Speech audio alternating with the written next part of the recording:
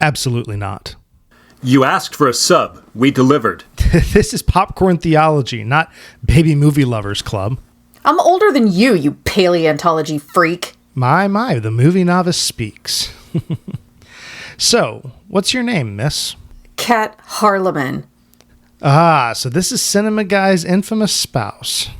Oh, he's sharp. What's your class and level? What are your framed stats? My name is Catherine Harleman, nickname KMDB, and I'm a chaotic cinephile rogue level 14. My frame score is 95.4% with a 57 film streak, over 50% nailed on the first frame. I was watching movies before you were even born. I can guess a film from one still frame of ambiguous trees, name all the extras standing in a crowd shot, and I will catch any movie quote you throw my way and make you ashamed they're so stinking obvious. And I'll smile as I watch you cower in light of my cinematic prowess. So, we gonna do this, or we gonna keep chit-chatting like this is your mommy's movie club? Welcome to Popcorn Theology. In a world where entertainment is viewed as mindless diversion, only good for momentary distraction, one podcast has taken a stand, thoughtfully engaging the art of our day, dissecting the narrative, and pointing the people back to the greatest storyteller of all. You are about to enter a new world, and you will never view entertainment in the same way again. This is Popcorn Theology.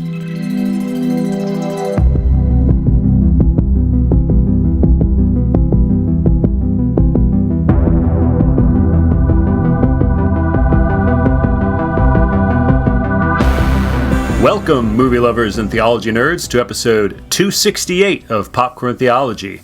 I'm James. I'm Kat. And I'm David. And welcome. So we are covering the fourth season of Stranger Things.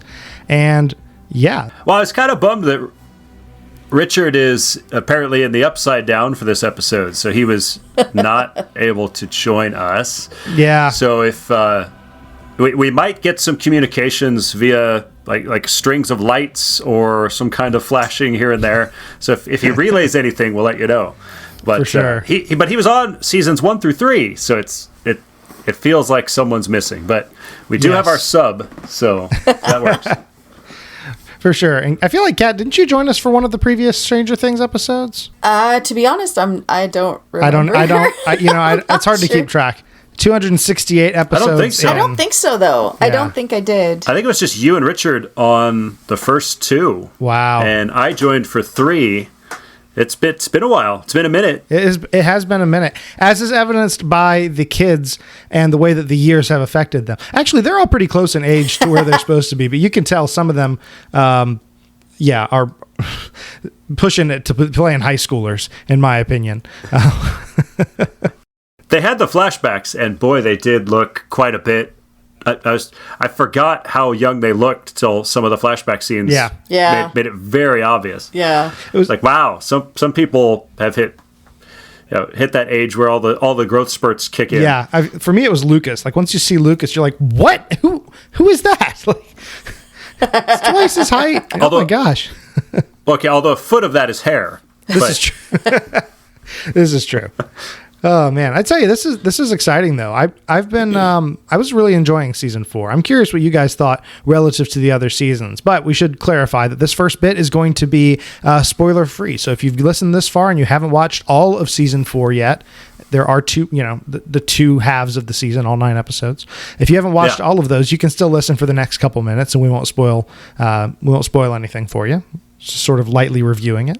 Also, if you're wondering, this is going to be the episode where we announce a winner for the drawing for reviews. So if you're listening for that, that'll be before the break too. So anyway, what did you guys think of season 4 in broad terms relative to the first 3 seasons? Ladies first. I really enjoyed it. It's been a while since I've watched the others. I kind of want to rewatch them. So I could be slightly misremembering, but I feel like this one leaned even more into some of the horror elements. Yeah. Which I really, really enjoyed. And I thought they did a great job with some of the little cameos and little nods that they had. Even though there were some disparate storylines going on, each one felt well thought out, well planned. Like, I appreciate that they're obviously driving to an end point.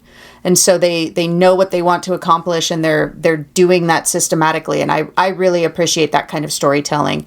So I greatly enjoyed season 4. Yeah, I mean, flavors of, it's not spoilers to say there are horror flavors of there 80s movies like Halloween, like Nightmare on Elm Street. Like they've captured the flavor of those, as they're also trying to capture that flavor of the era. And they've done both well, kind of encapsulating throwbacks and feel of films, and finding ways to weave in narrative bits that touch on those types of things. And I think it's my favorite season since season 1, honestly.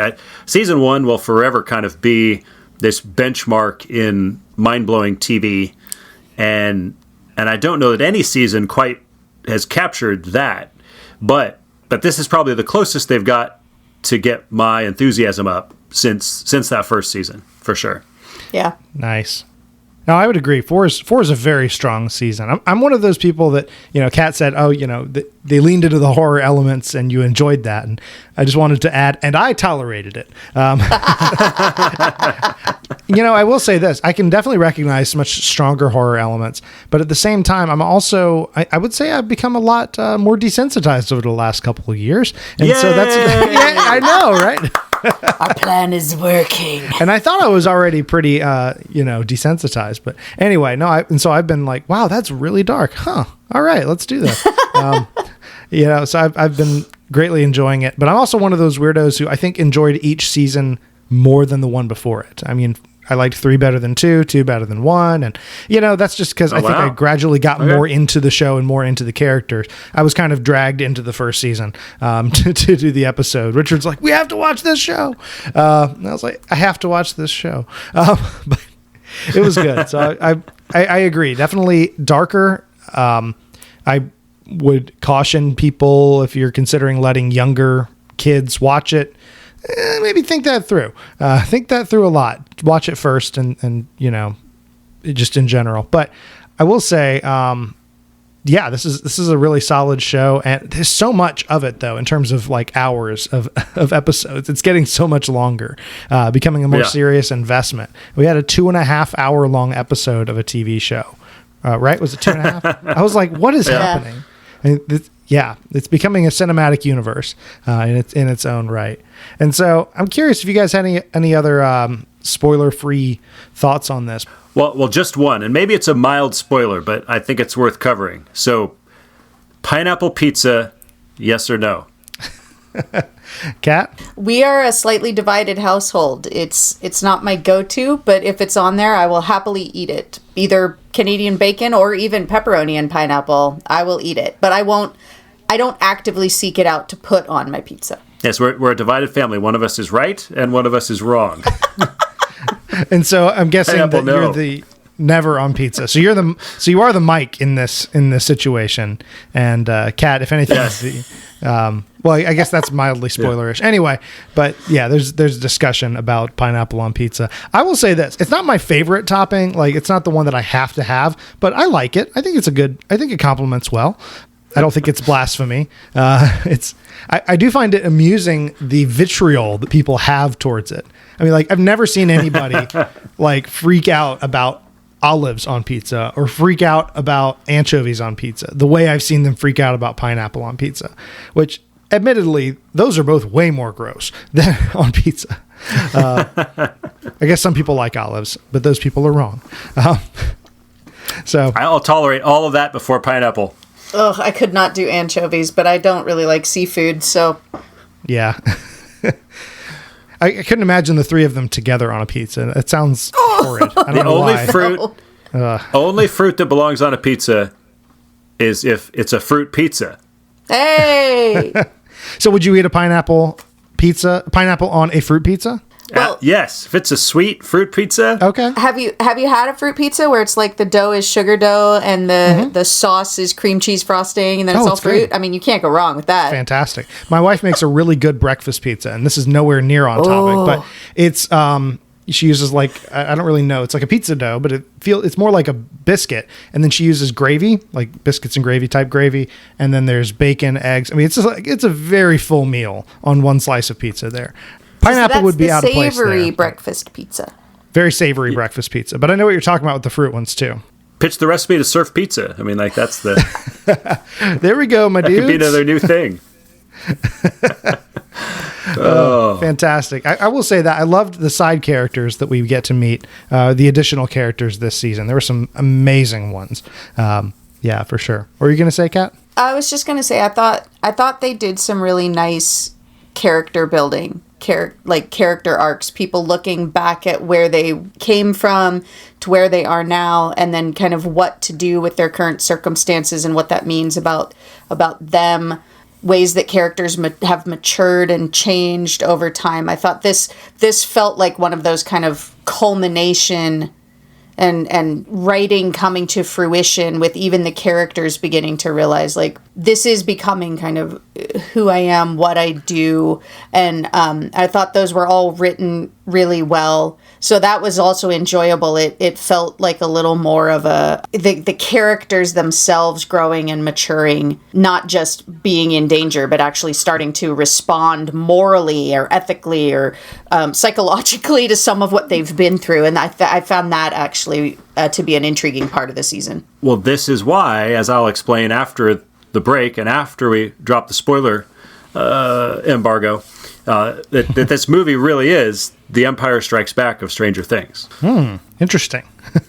but I can't explain that without spoilers. I was going to say, we have to wait. For sure. Now, before we get to that, we do have an announcement to make. We've pitched over the last few episodes that we were doing a drawing, and this is one in particular for you guys helping us out, helping us by rating and reviewing the podcast either on iTunes or wherever it is that you access that.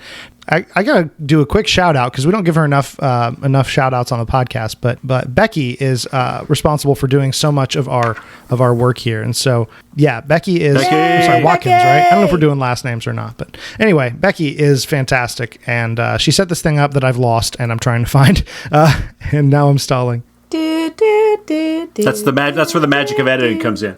Exactly. I can clean this up. I can do that. We're going to go ahead and do the drawing here. And this is going to, just typing it in because she programmed this in to where it'll draw from the options at random. And so with the magic of technology, it's as if, what's his face? Dustin's girlfriend set this up in terms of the tech prowess here. So we're going to go ahead and see who won a Popcorn Theology t-shirt. And the winner is, drum roll, Paul and Delina. So, Paul, if you are listening, congratulations, and thank you so much for your rating and review on for the podcast. Paul. The crowd goes wild. Yes.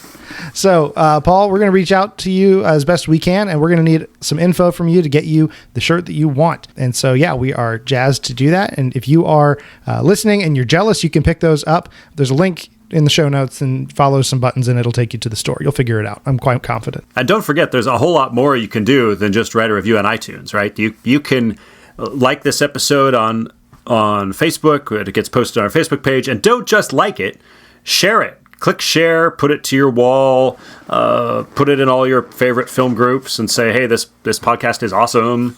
And I mean, you're listening to it. You must think it doesn't completely suck, right? So there you go.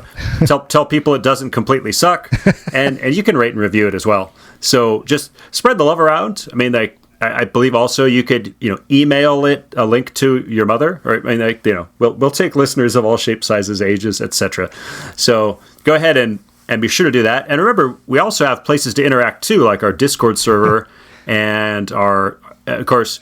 If you are a patron saint of Popcorn Theology, if you are one of our supporters through Patreon, there's a special forum on Discord for you and a little Facebook group where we can have a little more intimate conversations as well.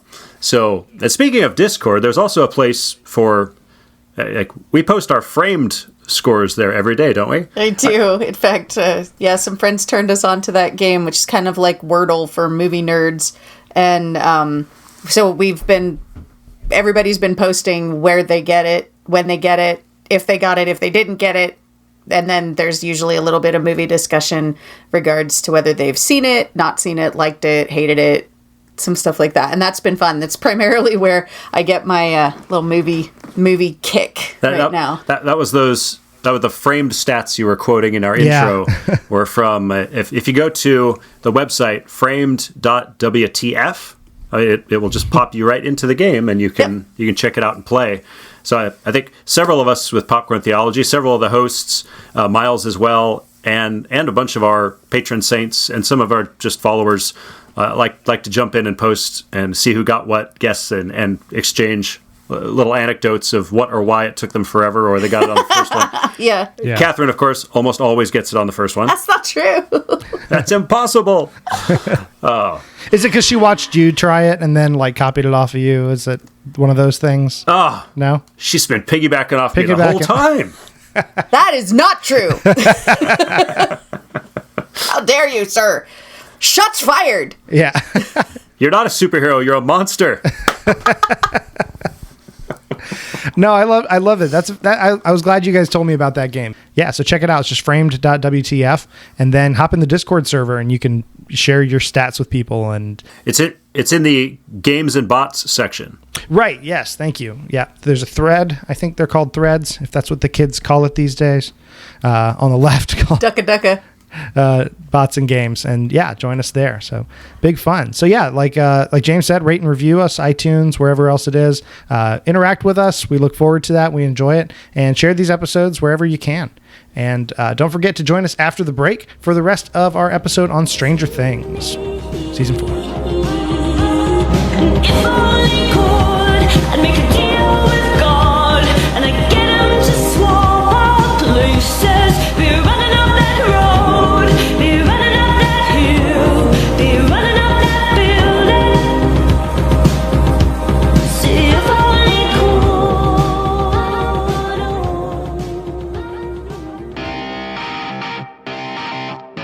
could. This episode of Popcorn Theology is brought to you by Missionalware. Missionalware has a large selection of high-quality apparel, drinkware, art, and more, all from a Reformed Christian perspective. Check out missionalware.com and tell them Popcorn Theology sent you. Thank you for listening to this episode of Popcorn Theology. If you want to hear more from us, subscribe on iTunes or your favorite podcast catcher. Also, follow us on Facebook and Twitter, and share this episode with your friends. Assuming you have friends. To sponsor more content like this, consider supporting Popcorn Theology through Patreon. Then you'll make some friends. For just $1 a month, you can have friends. You can become a patron saint and be added to our exclusive Facebook group, where you can interact, influence, and vote on future episodes of the podcast. Well, let's get back to the episode.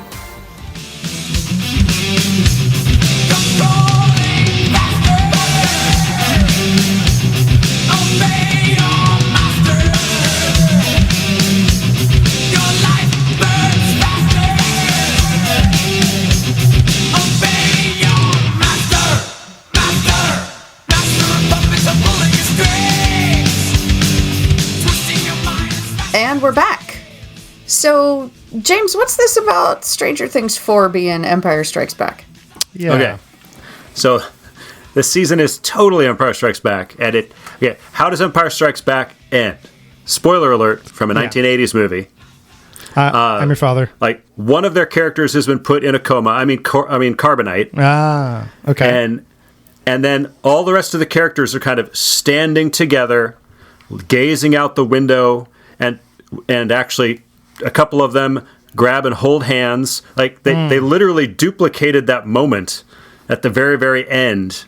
And you think about it, like this is where all the character development happened, which just like Empire Strikes Back, I'm guessing season 5 then is going to be a little more epic war, Return of the Jedi. Like it's going to be more of the summation of everything. So this is where all the characters happen. This is where the love triangles have come into play, just like Empire Strikes Back. Right? Like this is where all the characters get broken up into different separate missions, just like The Empire Strikes Back. Like this movie in so many ways is them playing with that's what you do with a middle movie. This feels like the middle movie then, between the first few seasons and the epic conclusion. It's also a little bit Two Towers, probably, if you think it through. A lot of everybody's introduced in the first movie. The second movie has all the character development. The third movie has the bombast. This movie really leaned into that idea of the middle movie. And I mean, I know they've obviously had other stuff going on, but they've had that.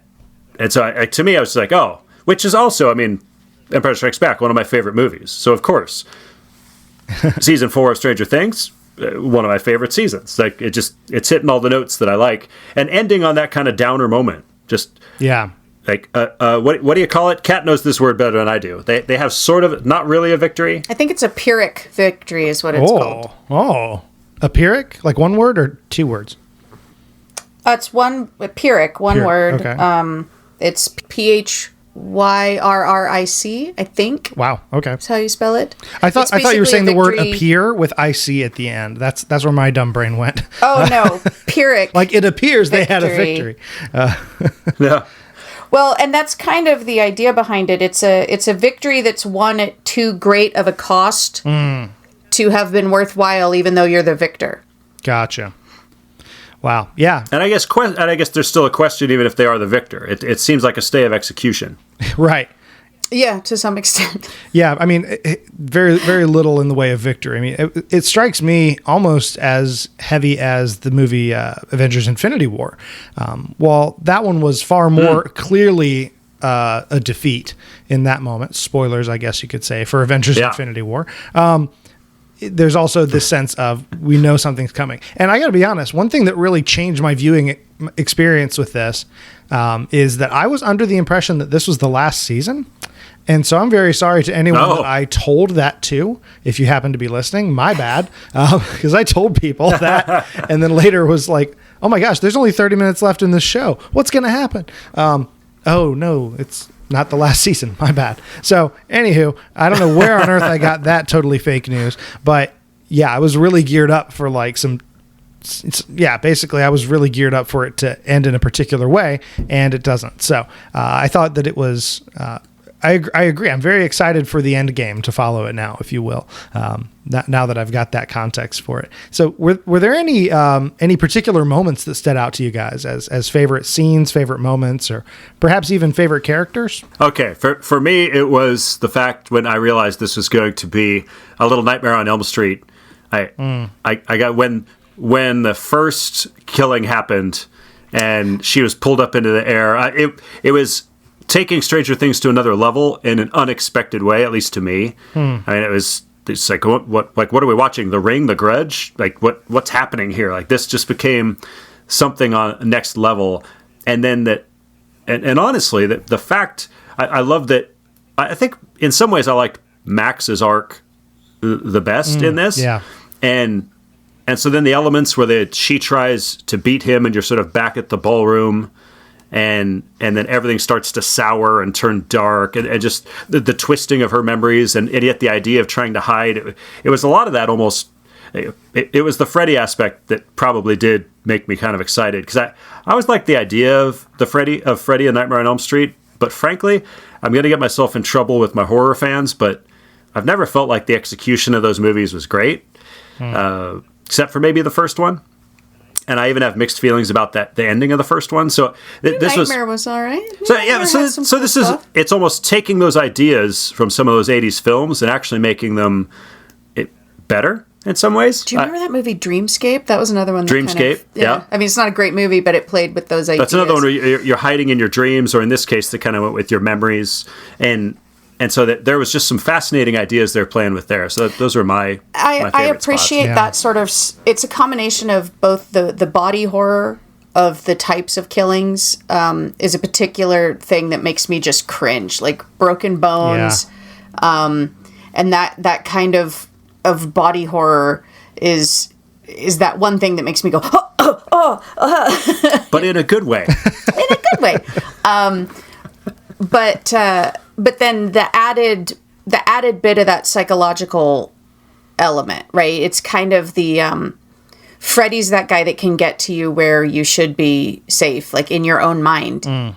You don't really think of your own mind as being this treacherous thing, and yet with Freddy or Vecna, your own memories get turned against you. Your own, like when you're having a nice memory and then that person turns around and says something horrific that they would never say, but it feels real because it's this dream state that you're in. Like, that's terrifying. Yeah. And so those elements I did actually really appreciate. What about you, David? Oh, I remembered. Oh, you got one. Sorry. You good? When they equated Dungeons and Dragons with sports, that whole sequence where it was you had the basketball game going, great. and is he going to throw the ball, and everybody's cheering, and and at the same time you had the same thing going with the D&D storyline. Like, are they going to beat the bad guy? Are they going to roll the right number of dice? And they made it like it was a sports metaphor. I thought that was genius. That's probably one of my favorite moments. Yeah. And considering the first thing that we did with Erica, I would just like to say, I wish that I had her confidence. Erica is rapidly becoming one of my favorite characters in the show. I love Erica. She's great. No, I completely agree. That scene was probably one of the best ads for Dungeons and Dragons in and of itself. I agree, because it was just like, I mean, really, like, the stakes are there when you're playing. I mean, it's fantastic. And I don't know. I think that's really cool. And they just do so much with each, I was talking earlier about how long the season is in terms of episode length and stuff. And as true as that is, I went to rewatch episode 1 today, and like the amount of ground they cover in that episode is insane. Like, they introduce a few new characters. They basically set up the premise. I mean, it's nuts how much they're able to accomplish with such quick use of time. And after watching enough slow burn network TV shows, you're like, oh my gosh, like, why do they take so long? How can you take 23 episodes to do this? This is crazy. So they very efficient use of time. I also love the use of music in this season. We were talking a little bit off, when we weren't recording earlier about the music, and I feel like the soundtrack game really, really, really got stepped up in this season. It's always been a really key component. Each season has had its songs that kind of got stuck in everybody's head and became part of the cultural zeitgeist. But for this one, I mean, I don't think that Kate Bush's career has seen a bump like this in quite some time. Honestly, like, I'm sure there's going to be a lot of teenage and college age students discovering who on earth Metallica is for the first time as well. That Master of Puppets scene was incredible. I was jazzed about that ever since I saw in the ads the scene of him like playing guitar with bats flying towards him or whatever, like clearly in the upside down playing guitar. I was like, what's going to lead us to where that happens? I am jazzed about that.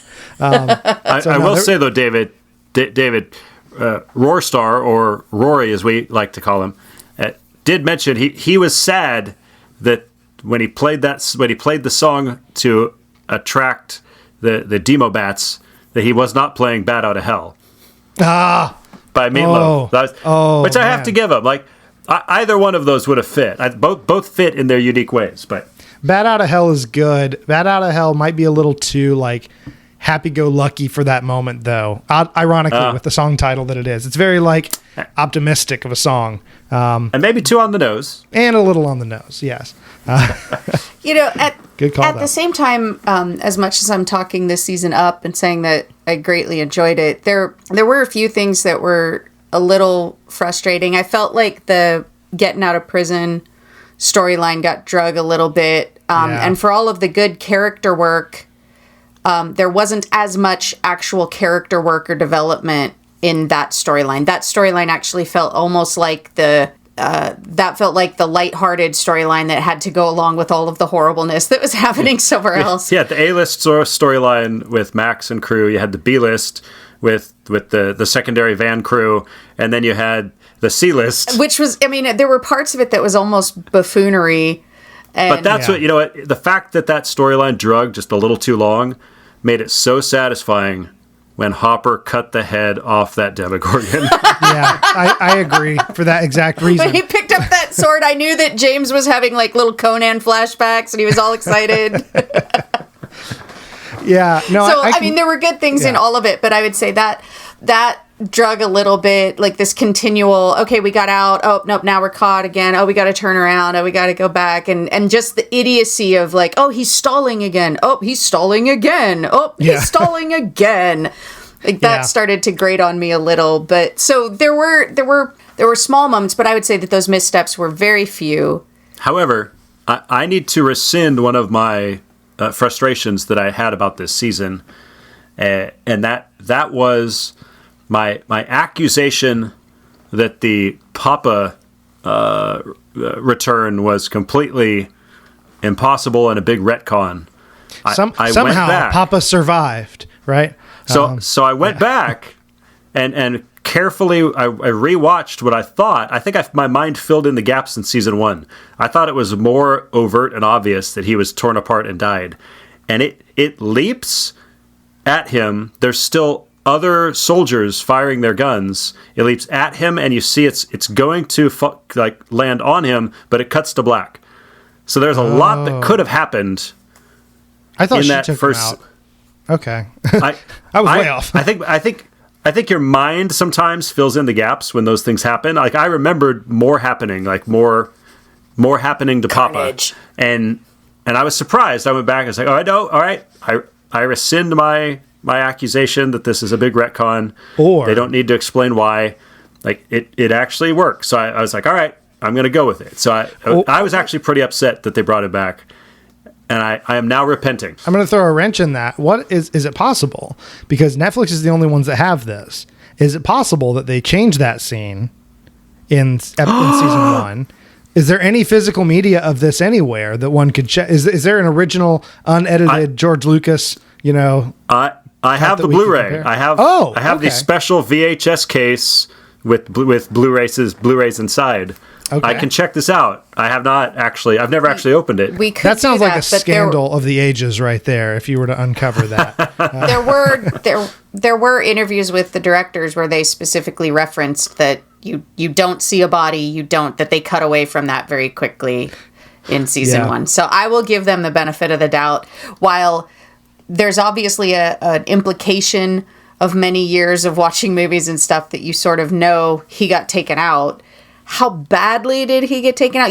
It's true. You didn't see the body, and it did cut away pretty quickly. And so in the sense of these types of movies, he's totally fine.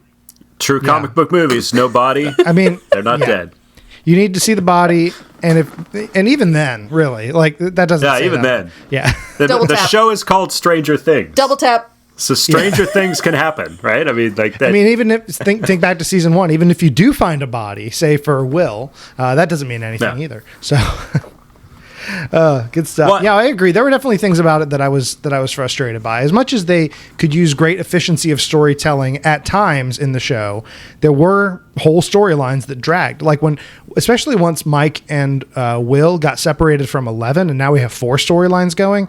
That whole Mike and Will storyline, don't get me wrong, I love Argyle. Argyle's fantastic, but he can only carry it so much. I was just like, why is this even part of it? They're just like driving around, like, it was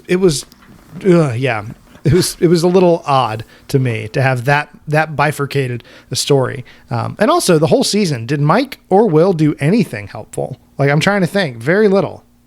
Well, Mike does the pep talk at the end. Yeah, he had the kind of locker room halftime pep talk. Somebody was smart enough to take him to Susie. Yeah, this is true. They got to Susie and they saved 11, which is good. I was like, if they don't save her or something, like, geez, what's all this driving around going to be about?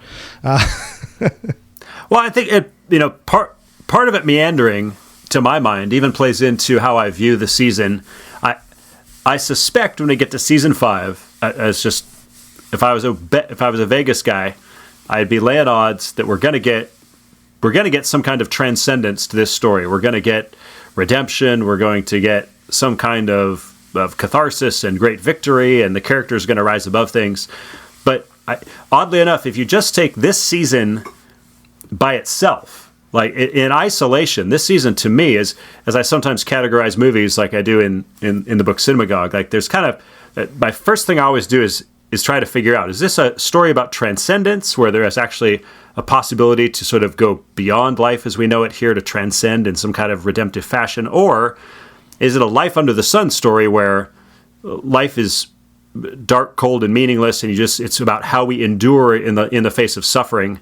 And this season felt like, you mentioned Infinity War. It's like, all right, so this felt like a life under the sun story to me. This was about how we weather the storm, and some characters, they rise above certain obstacles, but there's it's really more about how they endure those storms versus actually rising above and having any kind of finality to it. So I suspect season 5 will be transcendent, but this felt like life under the sun. And I love both kinds of stories. Like one is reminding us of what life is like under the sun here, but of course the transcendent stories usually let us poke more at the bigger gospel themes in some ways. Well, this is also the team is apart for almost the entire series. Yeah. And yet at the end, they're all back together, they're all reunited, and they're all focused on their foe. So you have this kind of this disparate season where they're all apart, they're all struggling with different things, and they all kind of realize how well they need to be back together. They're all trying to get back together. And so then you have that at least at the end, where they have a army of sorts. They have a team that's going to face their foe. So those are very well-known story tactics and that sort of thing. And so this was the apart season. Next season will be, them all moving forward together, I think, as well. We'll see some of that. Yeah. And I think that goes back to your earlier comparison, James, with the two towers, right? Like the fellowship is broken. They split apart. They're on their separate but parallel adventures. And we're getting to the conclusion where they're going to get back together. I do wonder if season 5 is going to be like 4 3-hour episodes or something, like very like BBC kind of business, like with the episode length. Yeah. Because I'm just like, you know what? And I'm down. I'm there. I'm there for it. It's exciting stuff. I think that there's a lot about this season that, like you said, we could maybe nitpick things here or there, but I would love to see it be a kind of a good case study, James, in that dichotomy of life under the sun, life transcendent.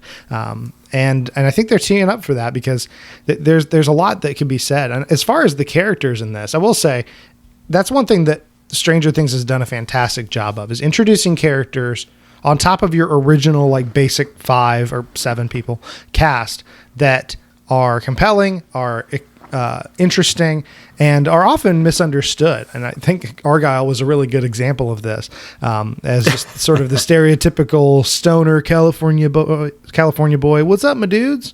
And of always being just kind of the goofball. But how often did Argyle like kind of save the day in his own little storyline? Like at least 2 or 3 times was it actually Argyle who was thinking clearly, looking the right direction, making the most sense.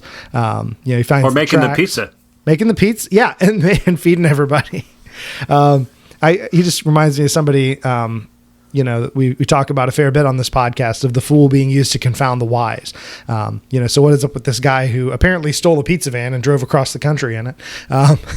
While high, actually going and finding this super secret lab in the desert with everybody else. And it reminds me of 1 Corinthians 1, 27 through 29. God chose what is foolish in the world to shame the wise. He chose what is weak in the world to shame the strong. God chose what is low and despised in the world, even things that are not, to bring to nothing things that are, so that no human being might boast in the presence of God.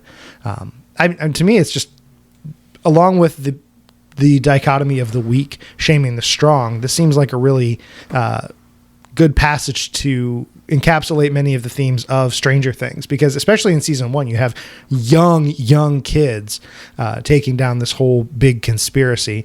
And as we go now, even though she's much older, 11 is still vastly outpowered, it would appear, by her foe, but presumably it is going to overcome him, hopefully, in the following season. I guess we'll find out. Well, and even Joyce in the first season, right? Like, she's this kind of weirdo. She doesn't seem like a great mom. She has this crazy idea that her kid is talking to her through the lights. And everybody kind of goes, yeah, okay, Joyce. Right? But she's right. Yeah. So kind of in that. Yeah, it all kind of gets down to how we judge. And you're right. Even I have to repent a little bit because Argyle annoys me.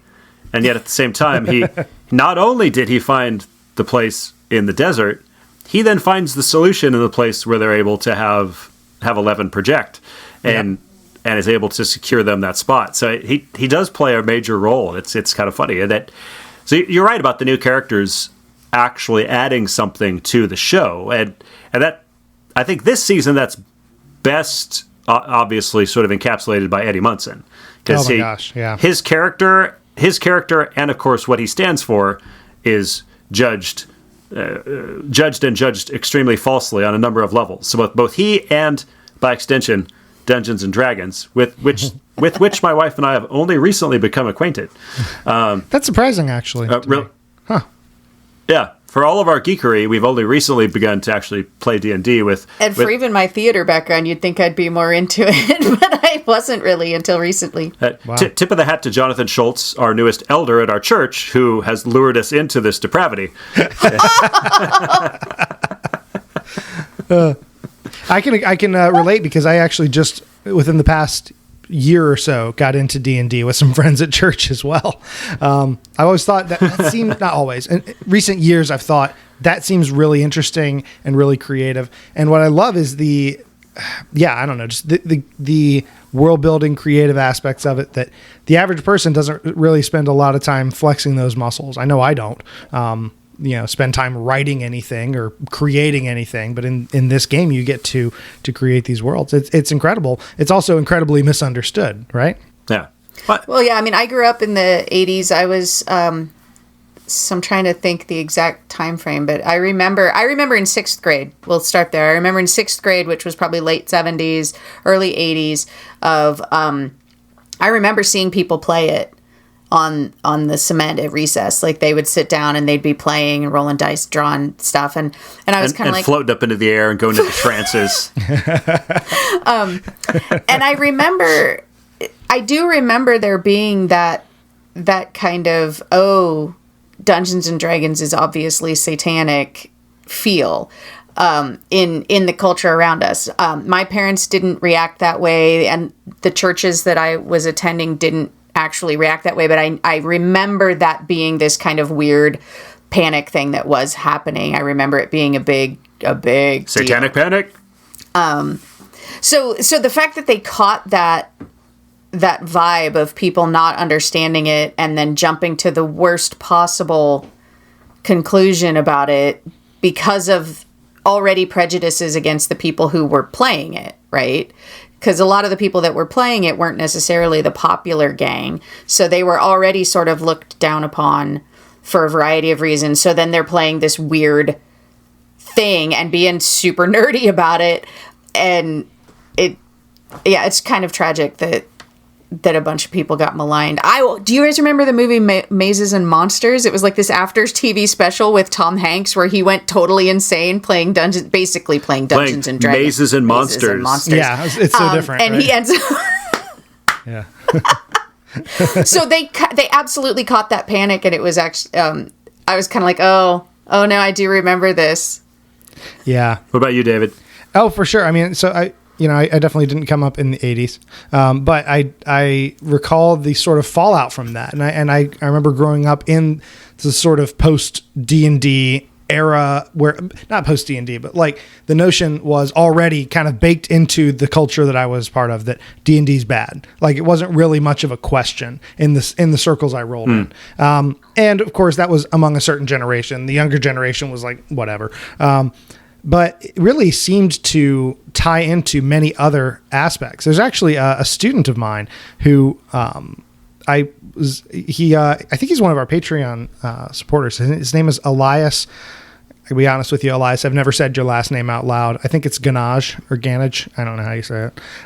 Anyway, Elias, and he wrote his senior dissertation on this. The title of his dissertation, senior research paper, is Misguided Paladins, a sympathetic investigation of cultural factors that gave support to the factually inaccurate campaign against Dungeons and Dragons. First of all, what a title. Oh my gosh, that's so cool. Isn't that a great title? He and I spoke quite a bit after class about this. I can be honest, I haven't read it, but if you read the abstract, I mean, it describes the whole thing incredibly well. And I'm going to include a link to this in the show notes. Probably the first time I've ever included a link to a scholarly paper in the show notes. It's worth reading because it's exactly about this. He makes the case in the abstract here that the parents of the 1980s were not irrational in their condemnation of D&D, but rather a perfect storm of more universally acknowledged occult/satanic concerns, the return of combative traditional fundamentalist Christian worldviews to the public sphere, and a precedent of anxious parents considering forms of children's media to be fundamentally corrupting. He essentially describes that these are some of the factors in this perfect storm that led to this phenomenon. And so it's really interesting. And so I'm going to include the link, and it's fascinating because I recall growing up post all of that to the point where, all my friends were into Pokemon. And, it was a big deal, and it still is a big deal, but I was never, allowed to play Pokemon. It was considered to be occultic in some fashion for some reason. Additionally, Harry Potter kind of similarly had this stigma surrounding it, and still does in many cases, that this is people, basically following these fantasy realms, and they're putting themselves in great danger. And one thing I really appreciated about this treatment of it in Stranger Things is what they could have done is they could have had the antagonist be a deeply religious character, a deeply fundamentalist Christian character who was opposed to D&D or opposed to Eddie for other reasons, and just have that be an underlying component. But they didn't. They could even have done that accurately and fairly done that, but they didn't. And I was just realizing how thankful I am that they didn't do that, basically. That he had a very dislikable character who was making those arguments and making that case for other reasons, and just kind of tapping into that hysteria that was already there. It was fascinating. Well, and so anyway, yeah. Well, it's the pitfalls of legalism combined with some ignorance and some fear and then some groupthink. And you see how it builds in the town in Stranger Things, which I thought was great. But for all of the reasons that Jason is a deplorable character, though, I've already seen this circling around as an image with sort of a meme. There is this great quote that he gives in one scene where he's talking, I think, to the police, and he's like, "How do you expect to stop the devil if you don't believe he's real?"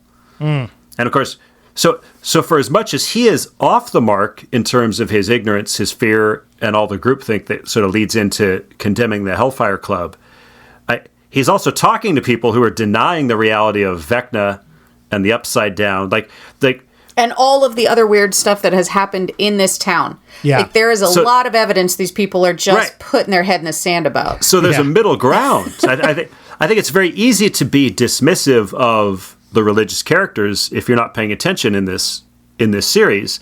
But it's wait, they have some category error here in what they're blaming. But to then dismiss the supernatural or the devil, we literally have a series where there is, Swamp Thing meets Freddy, creature from another dimension.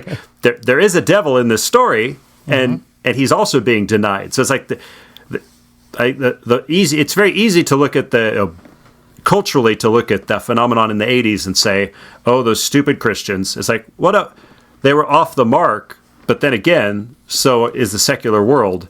Yeah. And there's a middle ground on all of those things. I remember people with Harry Potter. I remember being told, "Oh, the spells in those Harry Potter books, they're real spells." It's it's Latin. It's what are you talking about? It's real Latin.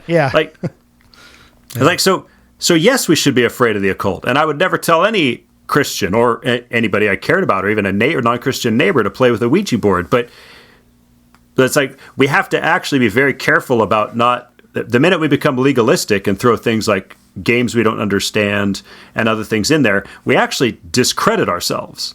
Because now it looks like our entire belief is off the mark, when really we've incorporated some elements that are off the mark, and we've made ourselves look foolish. We're sort of the opposite of Argyle.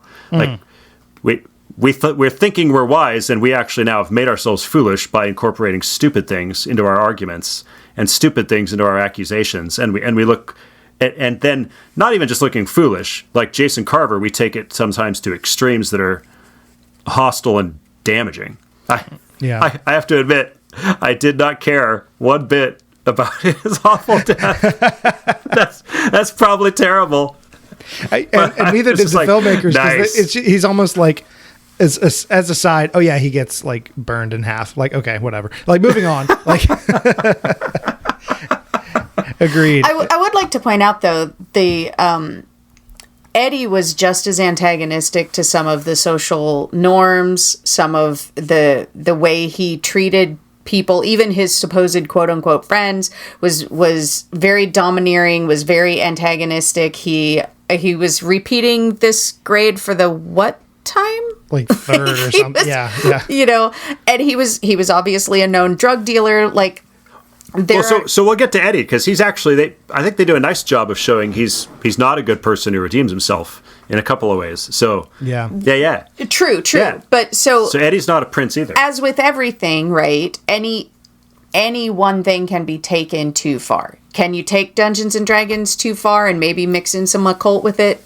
Absolutely. Was that what most people were doing? Absolutely not. Right. But yeah, in a show like this where the supernatural is real, where there is definitely something otherworldly impinging upon the world with a dark and demonic design, to just put your head in the sand and ignore it is reprehensible. And the fact that this town has allowed a lot of death, a lot of carnage, to just be like, whatever. Tuesday night in Hawkins, apparently. Well, it is what's his name from Scrubs, right? I mean, what? Who's the new sheriff? I don't remember. Oh no, it's Turk. Yeah. Oh.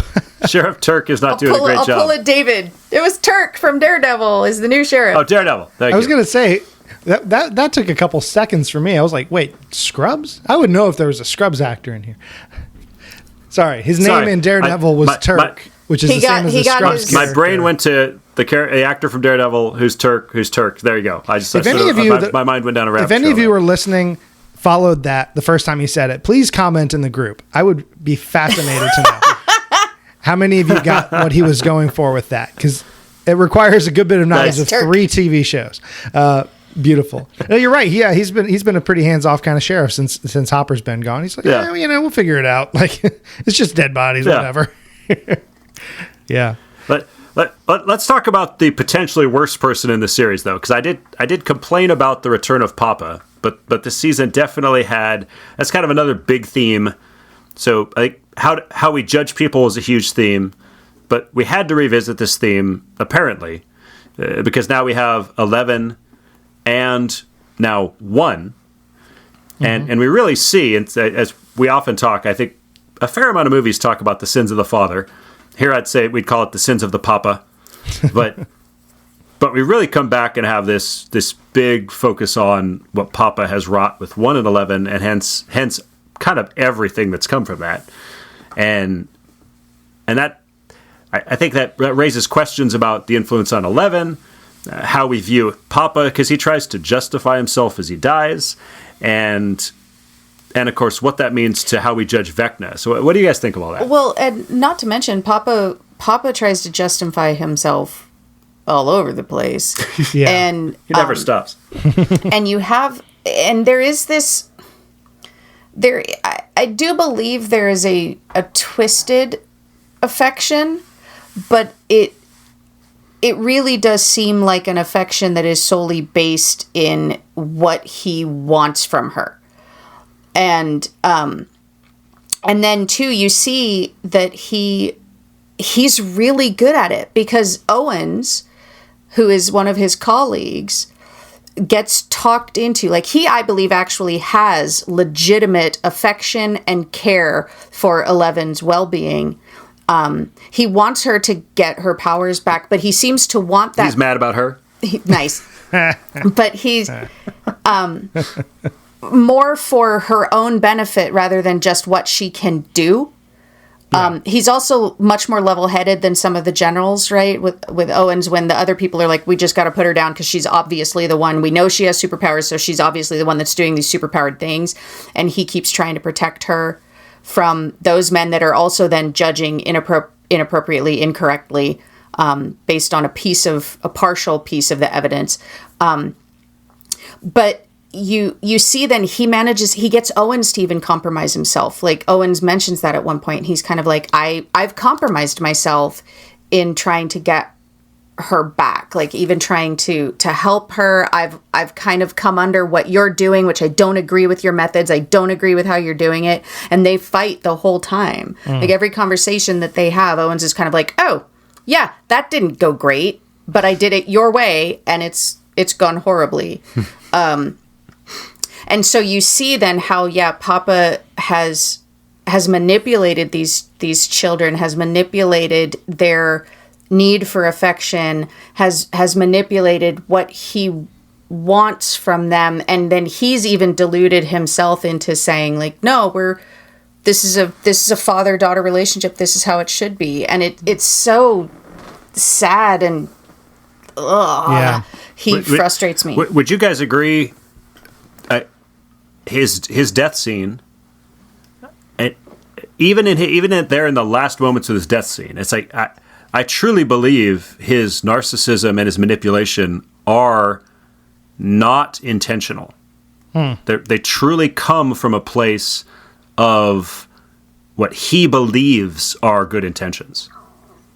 I would agree with that. He's justified it in his mind. There's nothing that he's not trying to convince himself. I think. Yeah. Rather, maybe I'm not putting it well. He's trying to convince everyone else because he's already convinced himself that this is justified. This is acceptable. This is okay. Yeah, I remember at one point, and this is one downside to not being able to binge it right as it comes out, is that it's been a little while since I watched the first half of the season.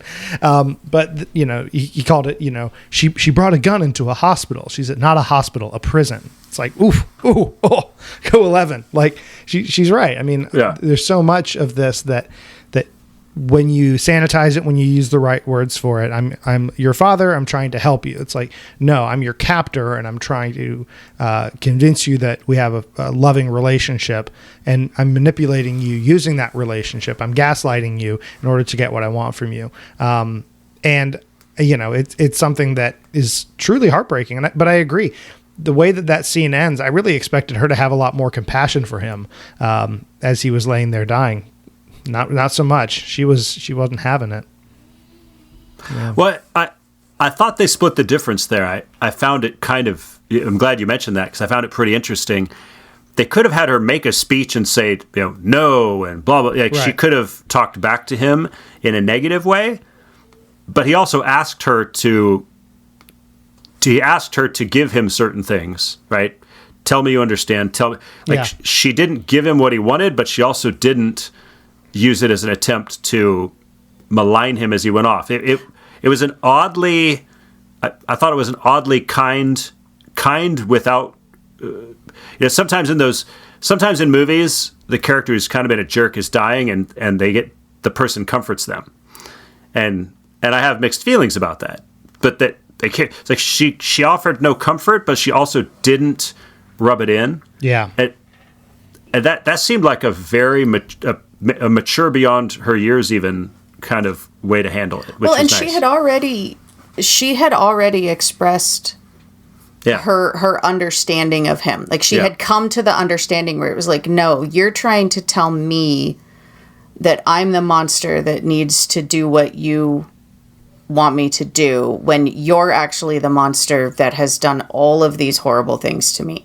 Yeah. That has done everything David was saying, like gaslit me, manipulate me. Like one says, Papa does not always tell the truth. Yeah. And yet he acts like he does. Mm-hmm. Right? He words it in just that right way so that you could be like, well, technically. And that is so beyond frustrating to be manipulated by someone like that. But I think he's one of those guys who thinks he's doing it for the greater good. Like the greater good. And that, so like his death scene in a weird way, I felt a form of sympathy for him. Not a lot, but like I felt it's 1 John 1:8. If we say we have no sin, we deceive ourselves, and the truth is not in us. Like he's laying there dying, and he's still trying to say, no, everything I did, it was for your good. It was for love. Probably he would have said it was for the greater good, right? You know, The greater right? But I truly believe he believes that. Like some characters in some movies, and I think in real life sometimes, they get to a point where they're like, all right, you're right. I'm just BSing you. Yeah. I want to manipulate you. I want what I want. And I don't get that from him. I believe he was fully self-deceived, which is in a weird way, it makes him no less culpable, but it's sad to see someone that deceived and broken. But I did appreciate, like you were saying, that she didn't absolve him. Yeah. She didn't comfort him in that. But she also then just said goodbye, right? It's kind of that, like, no. That's just that simple, no, I'm not going to give you what you want. I'm not going to absolve you. I'm not going to tell you that I understand the horrors that you have put me and these other children through.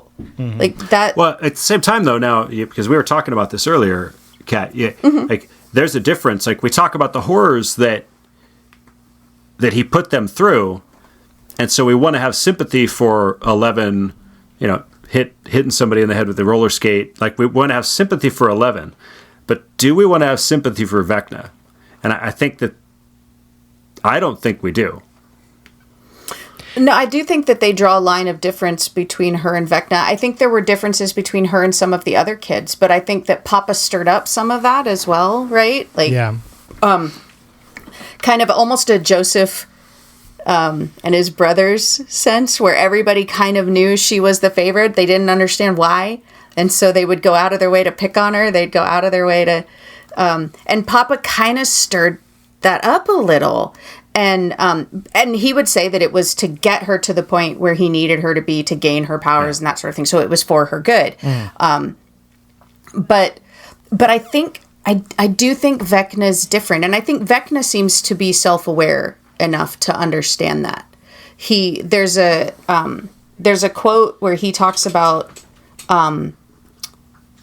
he says, like you, I didn't fit in with other children. Something was wrong with me. All the teachers and doctors said I was broken. They said, my parents thought a change of scenery, a fresh start in Hawkins might just cure me. It was absurd, as if the world would be any different here. So there's obviously something recognizably off about this kid, even when he is young. Even before Papa. Even before Papa. Yeah. And he murders his family before Papa.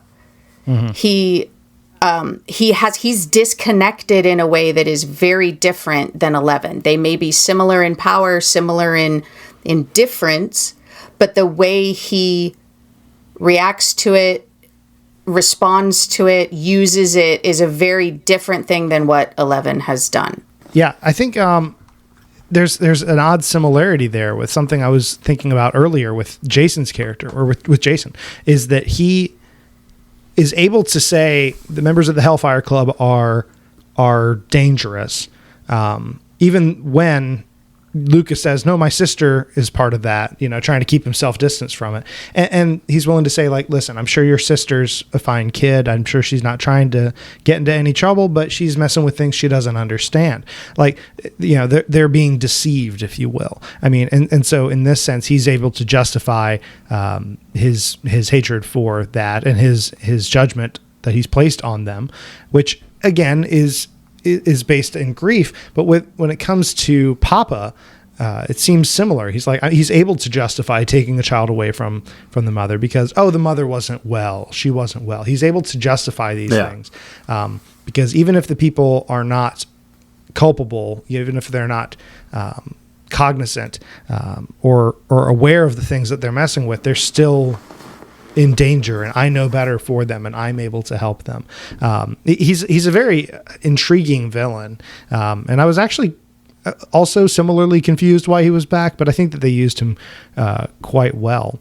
And this is the kind of thing that the discussion of monsters and heroes and everything comes up. There's a line from Vecna later in the series, or in the season, where he says, "Papa wasn't a monster. He was just a man, a mediocre man who sought greatness in others," or something to that effect. And then he says, 11, you're the one who did this to me. You're the one who created this monster. And it's like, yeah, we already knew that as an audience, but I guess she didn't really put it together. Still heavy. But I think there's an intriguing thing there that we can kind of, as Christians, poke at and understand, that idea that, Vecna was broken and strange as a child, but he leaned into some of that in a way that other people don't. And then he was victimized. But the way he went about it, it's that idea of like, yes, we are born in iniquity. We are born in sin. We are born in a fallen, broken world. But how we choose to respond to that is important. And so we are sinful from birth. We are sinful in our state. But a thing that we need to remember too is that we also choose it. We quite regularly, we choose that which we should not. I know what I should do, but I don't do it. And that's an important piece to speak to in how we struggle against our sin, how we respond to suffering in the world and in our lives, and when we are victimized and when things are unjust. That doesn't excuse our responding like Vecna. Well, because I think there is... For those of you with superpowers, don't do it. Don't do it. Well, I think there are people in culture right now who they have Vecna tendencies, and they want to justify it by blaming it on the Papa in their life. And but we don't see 11 doing that. In fact, she takes on that mantle of fearing that she is a monster, and that's sort of the dance with her and Mike, and leads to that encouragement at the end, like, am I a monster or am I a superhero? And I kind of thought about that for a little while, and it's sort of that thing of where do we put ourselves in the narrative? Like, am I the monster or the superhero? And that comes down to like, well, how do I factor in my depravity? How do I factor in my worth? How do I factor in what value I do add? All those things. And I think what's interesting is this show, of course, tries to tell her she's a superhero at the end. I mean, that's Mike's encouragement. But there's another spot. Like, we hear 11 wrestling with that. But Hopper at one point, when he realizes he may have compromised Joyce and brought her into a bad situation, as he's talking about, he says, I used to think I was cursed. And he has a long speech about that. How I used to think I was cursed. All these things happened in my life. But then he says, I was wrong this whole time. I am the curse. It's like, ooh. So you have these characters. Am I the monster or the superhero? Am I cursed or am I the curse? And I think as fallen humans, as Christians, we have to realize that I think going too far with either of those is probably wrong. Like, I don't think we should. I think ultimately we're neither. Like, I think both kind of assume too highly of us. Yeah. Right? Like, if I want to think I'm the monster, well, now I'm thinking in a weird way that's like a bizarre form of pride. And of course, I'm not the superhero either. And that's why I did like it. I think we can reject, receive, redeem a lot of Mike's speech to her at the end. When the heart came through and gave the pep talk that saved the day.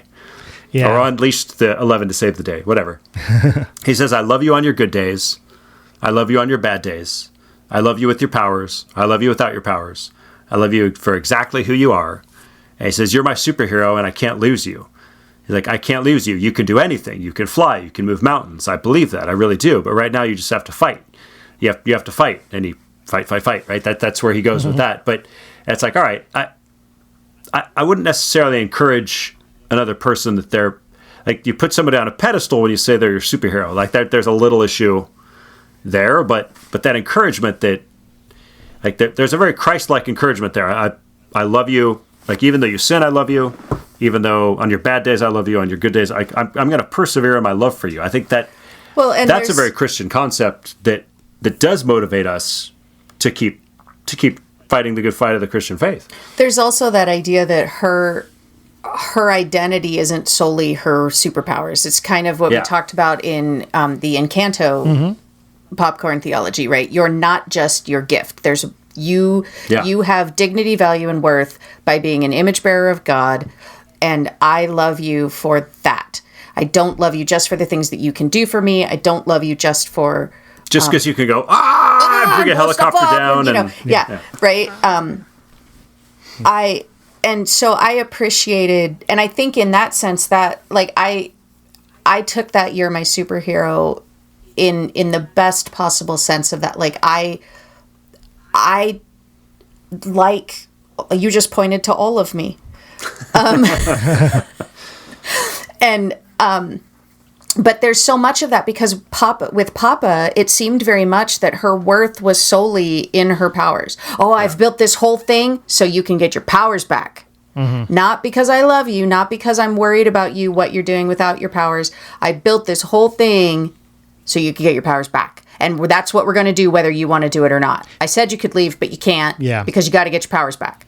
So it becomes this whole thing. Her whole identity is her powers. Can she save her friends with her powers? Is she worth nothing without her powers? Is she... Sidebar. Also, it was she wants to go rescue her friends, and he's like, you're not ready. If you leave now, you won't be able to face him. Totally Empire Strikes Back. I was just saying, totally Empire Strikes Back. So true. Help them you could. Help them you could, but you'll destroy all for which they fought and suffered, which maybe now that's where we are. Sorry. Just derailed all the spiritual conversation.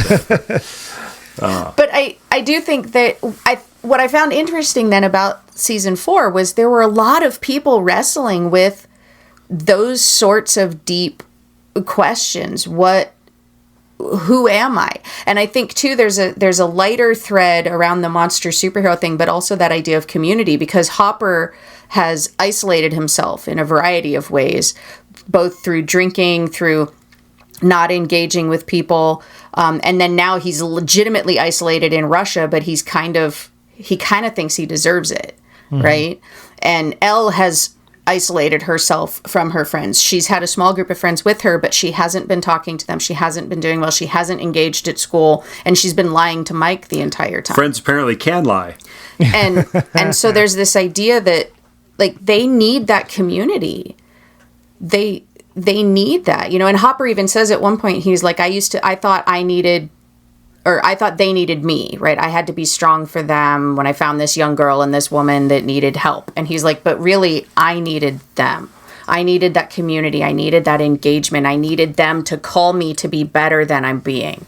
And that's what that community, that whole community of those kids and those parents do for each other. They support, encourage, help, fight for each other to rise above the circumstances that they find themselves facing, to rise above those things, and to take a stand against the evil that they're seeing in the world. Well, that's where Max is also emblematic of that as well, right? She's isolated herself and sort of cut herself off from Lucas, cut herself off from everybody, just sort of puts on her headphones and tunes everybody else out, and that I really enjoyed her arc in a lot of ways, but that may dovetail a little bit with the fact that I just preached a sermon recently, and her character toward the end of the series just said something that made me hurt inside, because she's targeted by Vecna and she's accused, but she's accused because of everything that happened last season, and like we've seen her having to live with Billy, we've seen her go through all that, we've seen her then as Billy was killed, and there's this moment, right? I mean, he draws on their past sins. Vecna sort of plays off that, and she's able to sort of hide in her pleasant memories. But ultimately, she has this line where she's talking about part of her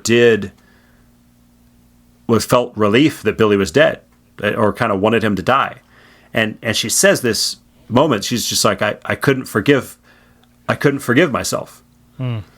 And as a Christian, I'm just sitting there thinking, there's actually a pretty bad fallacy out there in Christendom right now, and that's the idea that we can even that has anything to do with the Christian life is forgiving yourself. I just preached a sermon on this. Right? Even Christians sometimes will say things like, well, I know God's forgiven me, but I still need to forgive myself. Like, forgiveness, like, that's not actually a thing. Like, I was looking there at Max just thinking, like, Max, and obviously all these characters aren't Christians, but it's like, what she needs is the gospel right now, more than anything else, more than any other character in the show right now. She needs to know that she can't forgive herself. Like, forgiveness, by definition, the word actually means to cancel a debt or to pardon a debt. Well, we can't cancel a debt that we owe. If we owe the debt, like, somebody else, something external has to pay that. It literally, we sort of psychologically incorporated this idea of forgiving ourselves. What I think we really mean is accepting that we've been forgiven. But that forgiveness still has to come out from something external to us. I was reading see, Christians use this a lot, even will use that language. But then if you really dig down deep, like, well, technically forgiving yourself is accepting that Christ has forgiven you. Right, that means you don't forgive yourself. Like, you don't cancel your debt. Like, forgiveness as a concept is relational and transactional, which for Max, like, Billy's dead. She can't get that from him. But I think she feels it needs to come from somewhere else. She doesn't know where or how she can be truly forgiven.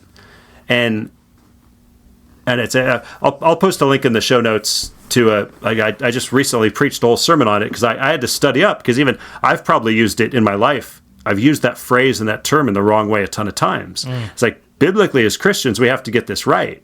We don't want to tell people to, oh, you just need to forgive yourself. Oh, and by the way, there's also this guy Jesus. He does this other part of it. Like, no, there's no forgiving yourself. Yeah.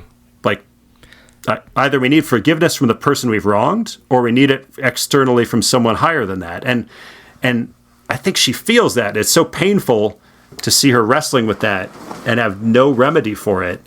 And that's what and of course now we don't even know if her character is going to survive. So it's just tragic. Yeah. I think another piece to that too was her confessing it, because part of what allowed it to have power over her, and the part of the reason that Vecna was able to accuse her with it, was because she felt so guilty and she felt so much shame about wanting him dead, and then he died, that she didn't want to confess those dark feelings to anyone.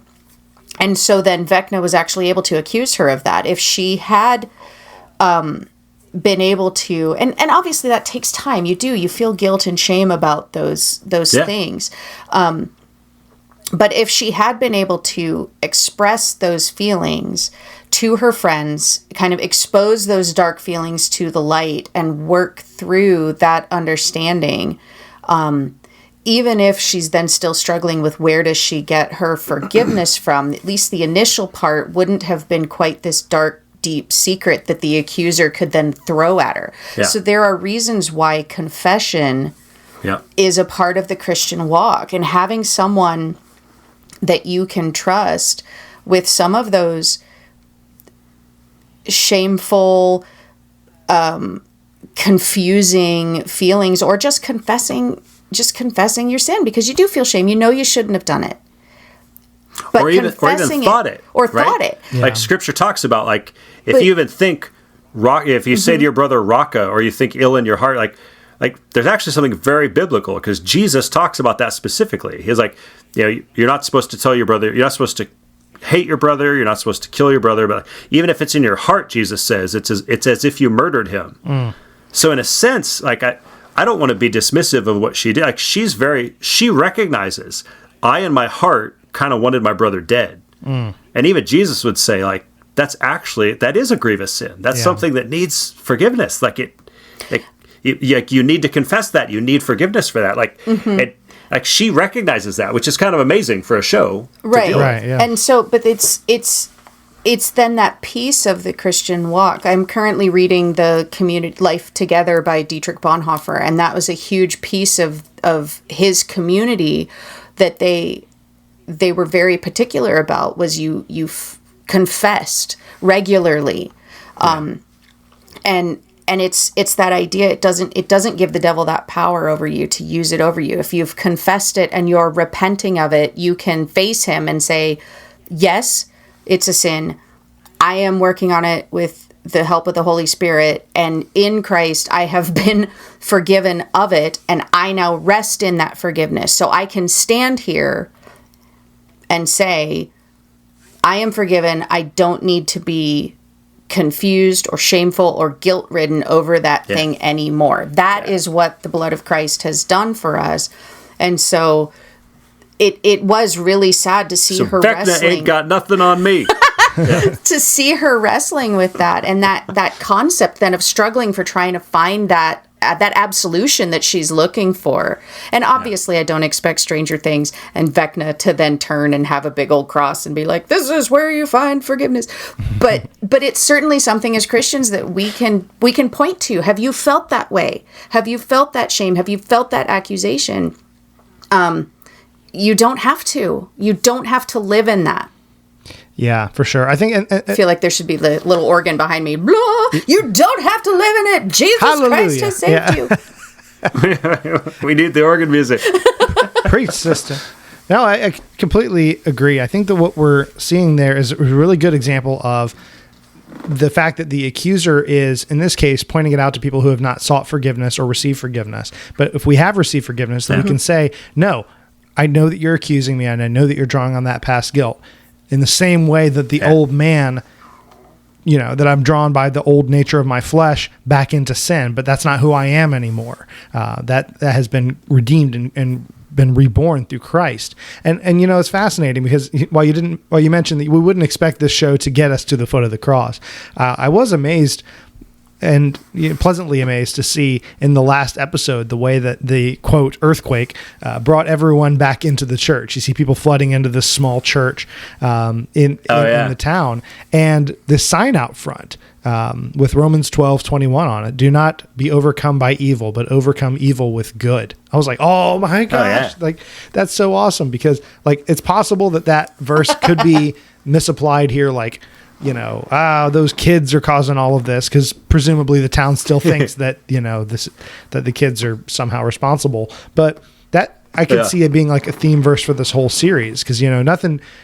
Now I think that anytime I picture overcome evil with good, it's going to look like 11 holding a Demogorgon up against the wall, or Vecna, or pushing them back, overcoming evil with good. I mean, and that's you kind of at the surface level what we're seeing here. And there's so much more in this show in terms of that type of imagery of sort of Christ likeness. I mean, I think we see quite a bit of that with 11. You kind of think of her as almost similar to the last Adam, whereas Henry, or one, is the first, and he's the one who brought this destruction. Mm-hmm. She's the one who brings about its destruction in the end, sort of, kind of, except she's the one who actually like released him and made it worse. So it's a sloppy metaphor, I guess. At one point she's, as I'm realizing right now, at one point she's rendered powerless, and then she's held up, arms astride, as if she's on a cross, the cross being that front door with the rose on it. Like, the imagery there is just potent. Nice. And of course, Eddie is a really good example. I think that we see a lot of that type of imagery with Eddie. One of the most powerful scenes in this season for me is when Dustin tells his uncle about Eddie. Like, I was like holding it together till that point, then not so much, because he can't tell him the details, but he tries to comfort him by telling him, he could have run, he could have saved himself, but instead he fought. And he died to protect a town that hated him. He isn't just innocent, he tells his uncle. He's a hero. I mean, like, oh my gosh, those words could be said about Christ, right? Like, he fought, he died to protect a world that hated him, and he was innocent. Yeah. I mean, obviously Eddie's far from innocent, but anyway, sorry, go ahead. Well, but I thought about him because he actually says, as he's dying, talking to Dustin, he's like, "I didn't run away this time, right?" Yeah. And Dustin's like, no, you didn't run. And then Eddie says, it's like, "You're going to have to look over those little sheep for me, okay?" Oh my gosh, yeah. And what I thought of was actually the Apostle Peter, right? Yeah. Because he, like, I thought about Christ like not necessarily a Christophany or a Christography, but I thought about this is a character who's exemplifies Christ likeness in that he, like Peter, he denied him, right? He ran away at one point. So he's actually sort of backed away from the mission. He's that guy who shrank away when he shouldn't have, and now he's back on his game, and he's like, no, I'm willing to, I'm willing to be a hero because I wasn't before. Kind of like many of the martyrs, like Peter, like most of the disciples, right? Like they all kind of fled. Yeah. But then after the crucifixion, after Pentecost, like now they're willing to stand up like Eddie and face the flying bats that are the Pharisees or the other people who who will swarm them and stone them, or that idea, or like Peter getting crucified upside down, right? When it first happened, he ran in fear of his life, right? He ran to save his life. I don't even know the man. No, he didn't want whatever was happening to her to happen to him, and this time he stands up and is willing to lay down his life. Yeah. Wow. And so it was funny because the first couple episodes I was like, oh great, this kind of character, and they actually did a remarkable job with him, and kudos to the actor too for turning that around. Like, but I had when it was over, I looked over to James and I was kind of like, oh, I got little Boromir vibes. Yeah, yeah, a little bit, right? Well, I mean, and that's where I felt like several characters actually kind of did these things that denied themselves, because like ultimately Christ likeness, as even Christ defines it, is like whoever wants to follow after me needs to deny self and take up their cross and follow me. And like, it's really hard for us in a culture of self-actualization and self-identity and authentic self. Like a huge part of our faith is denial, and we see like Eddie lays down his life, and Max even offers herself up as bait. Max offers herself up. Yeah. And even Will, and I'm not sure I like where they're going with Will Byers' story arc. I mean, and they still haven't really confirmed where it's going. It'd be very interesting if they surprised us and it wasn't what it seems like they're fishing for, but who knows? But what we see him do in this series is wherever he's at emotionally, he's willing to basically deny himself and give these pep talks that push Mike into the way he needs to be for 11. Like there's a lot of denial of self to the point of tears, and I think the show makes me feel like it should be a tragedy, but I find myself wondering if it's a victory. Like that's like, wait, is this not what some of us will be called to do with aspects of our life as Christians? Is to actually deny those things, lay them down, and actually be there for the other people in our lives. Like love people in other ways by whether we're laying down our life like Eddie, or maybe an aspect of our life like we see with Byer. It's like, maybe like everybody in the show, or like you said, Kat, or Max, like everybody is willing to deny self in some way, and that. Well, and they all are willing to put themselves in danger to try and help the town. Right, yeah. In some way, shape, or form. Like, they may not fully believe they're going to die, but there's a few of them that absolutely do. Like, Max knows what could happen. Yeah. And she says, I've got to do it. Mm-hmm. Yeah. And Eddie similarly. Even if they're just contributing a small part from afar, whether it's through in a pizza freezer or from Russia, like everybody's willing to sort of extend themselves and lay down aspects for others. For sure. I think that there's, this, and what's especially interesting, there's this, again, rewatching the first episode makes me really wish I had time to rewatch the whole season before we recorded this.